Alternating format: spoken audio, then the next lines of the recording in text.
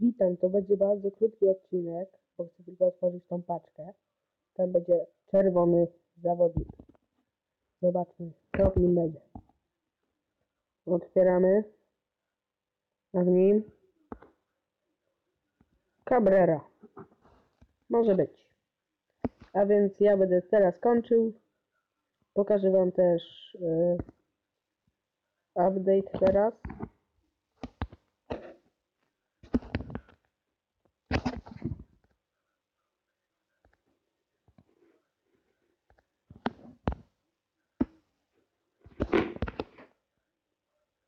I na razie.